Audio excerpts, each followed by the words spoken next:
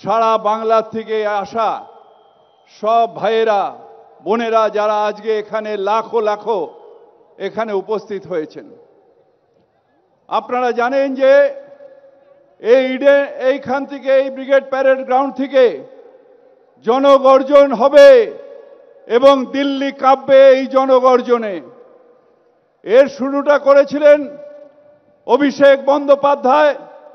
আমরা সবাই তার সাথে গেছিলাম দিল্লিতে। মিনিস্টার পালিয়ে গেছিলেন, আমাদের অ্যারেস্ট করা হয়েছিল।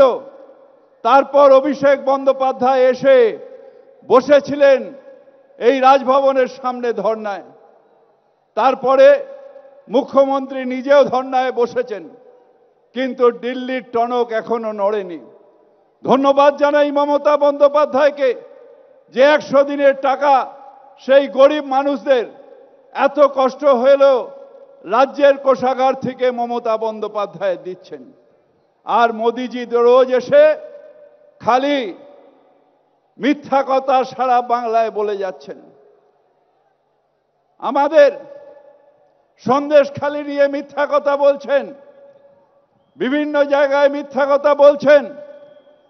কোন সিবিআই ইডি সন্দেশখালির সমাধান করতে পারেনি, কোন বিজেপি সিপিএম সন্দেশখালির সমাধান করতে পারেনি। সন্দেশখালিতে আমাদের প্রশাসন উত্তম সর্দার এবং শিবু হাজরাকে অ্যারেস্ট করেছিল, সাথে সাথে নারী লাঞ্ছনা যেদিন রিপোর্ট হয়েছে সেই দিন অ্যারেস্ট করেছে। তারপর অভিষেক বলেছিল যে হাইকোর্টের একটা নির্দেশের জন্য পুলিশের হাত বাঁধা রয়েছে। হাইকোর্ট যেদিন ক্লারিফাই করেছে তারপরেই শাহজাহানকে অ্যারেস্ট করা হয়েছে। যেদিন ক্লারিফাই করেছে পরের দিন অ্যারেস্ট হয়েছে। অর্থাৎ অ্যারেস্ট আমরা করব, আমাদের সরকার তার সব ব্যবস্থা করবে, আর মিথ্যাচার করবেন মোদি এবং তার বিজেপি। এটা হতে পারে না। যদি এতই নারীর সম্মান নিয়ে কাঁদেন আমাদের প্রধানমন্ত্রী, তাহলে আপনাকে বলি এখনো মণিপুর যাননি কেন, যেখানে আমাদের বোনদের ল্যাংটো করে ধর্ষণ করে হাঁটিয়ে দেওয়া হয়েছে? তার প্রতিবাদ করলেন না কেন? হাতরাসের প্রতিবাদ করলেন না কেন? উন্নয়নের প্রতিবাদ করলেন না কেন? বাংলায় আমরা হিন্দু মুসলিম শিখ ইসাই সবাই ভাই ভাই একসাথে থাকতে চাই। তাই আমরা মমতা ব্যানার্জির নেতৃত্বে সারা বাংলায় সুরক্ষিত আছি। যারা এটাকে ভাঙার চেষ্টা করছেন, দু চারটে আছেন, তারা আমাদের মধ্যে ছিলেন। তারা নীতির কথা বললেন, আদর্শের কথা বললেন। আর যেদিন ইডি সিবিআই বাড়ি গেল সেই দিন থরথর করে কেঁপে যারা সিবিআই পাঠালো তাদের পা ধরে বললেন আমাকে তোমাদেরটা নিয়ে নাও, আর যেন সিবিআই না আসে সেই জন্য কাঁদছেন। হ্যাঁ, আজকে প্রমাণ হয়ে গেছে যে সিবিআই আমার বিরুদ্ধে যে কেস সেটা অন্যায়, সেটা বেআইনি। আমাকে জেলে ভরা হয়েছিল, আমার বাড়িতে বারবার করে সার্চ হয়েছে।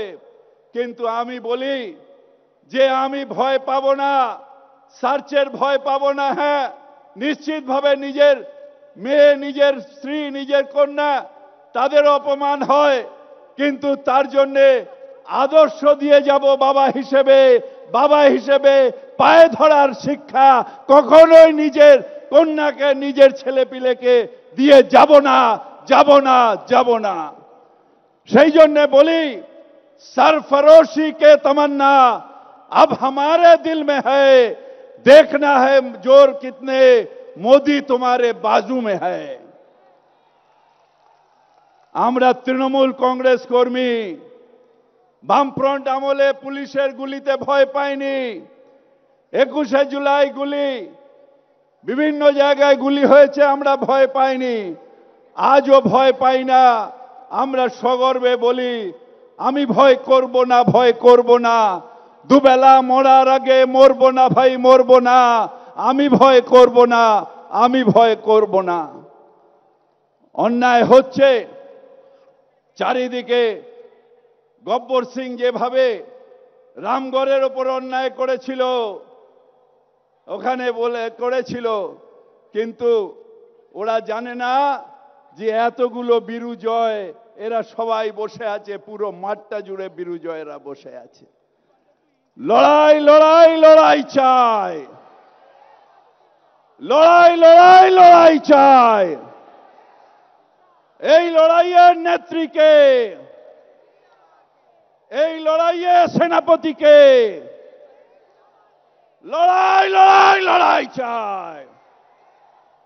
বিজেপি দেখি তোমার ক্ষমতা কত, আমরা লড়ছি, আমরা লড়বো, হয় জিতবো নয় মরবো। মমতা ব্যানার্জি জিন্দাবাদ, তৃণমূল কংগ্রেস জিন্দাবাদ, জয় বাংলা।